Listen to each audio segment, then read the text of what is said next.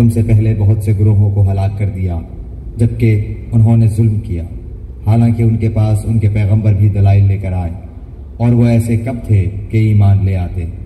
ہم مجرم لوگوں کو ایسی ہی سزا دیا کرتے ہیں، پھر ان کے بعد ہم نے دنیا میں بجائے ان کے تم کو جانشین کیا تاکہ ہم دیکھ لیں کہ تم کس طرح کام کرتے ہو۔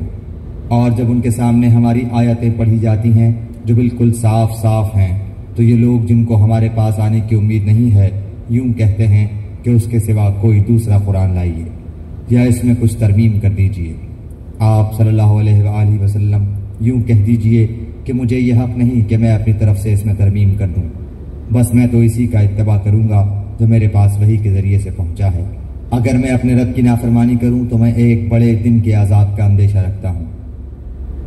آپ یوں کہہ دیجئے کہ اگر اللہ کو منظور ہوتا تو نہ تو میں تم کو وہ پڑھ کر سناتا اور نہ اللہ تعالیٰ تم کو اس کی اطلاع دیتا، کیونکہ میں اس سے پہلے تو ایک بڑے حصہ عمر تک تم میں رہ چکا ہوں، پھر کیا تم عقل نہیں رکھتے؟ سو اس شخص سے زیادہ کون ظالم ہوگا جو اللہ پر جھوٹ باندھے یا اس کی آیتوں کو جھوٹا بتلائے؟ یقیناً ایسے مجرموں کو اصلاً فلاح نہ ہوگی۔ اور یہ لوگ اللہ کے سوا ایسی چیزوں کی عبادت کرتے ہیں جو نہ ان کو ضرر پہنچا سکیں اور نہ ان کو نفع پہنچا سکیں، اور کہتے ہیں کہ یہ اللہ کے پاس ہمارے سفارشی ہیں۔ آپ کہہ دیجئے کہ کیا تم اللہ کو ایسی چیز کی خبر دیتے ہو جو اللہ تعالیٰ کو معلوم نہیں؟ نہ آسمانوں میں اور نہ زمین میں، وہ پاک اور برتر ہے ان لوگوں کے شرک سے۔ اور تمام لوگ ایک ہی امت کے تھے، پھر انہوں نے اختلاف پیدا کر لیا، اور اگر ایک بات نہ ہوتی جو آپ کے رب کی طرف سے پہلے ٹھہر چکی ہے تو جس چیز میں یہ لوگ اختلاف کر رہے ہیں ان کا قطعی فیصلہ ہو چکا ہوتا۔ اور یہ لوگ یوں کہتے ہیں کہ ان پر ان کے رب کی جانب سے کوئی نشانی کیوں نہیں نازل ہوتی؟ سو آپ فرما دیجئے کہ غیب کی خبر صرف اللہ کو ہے، سو تم بھی منتظر رہو، میں بھی تمہارے ساتھ منتظر ہوں۔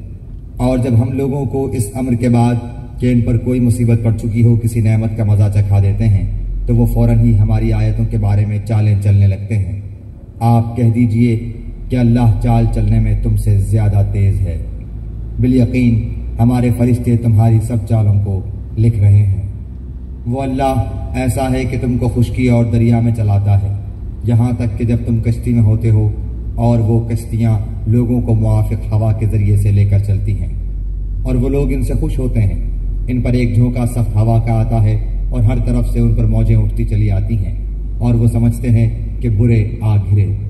اس وقت سب خالص اعتقاد کر کے اللہ ہی کو پکارتے ہیں کہ اگر تو ہم کو اس سے بچا لے تو ہم ضرور شکر گزار بن جائیں گے۔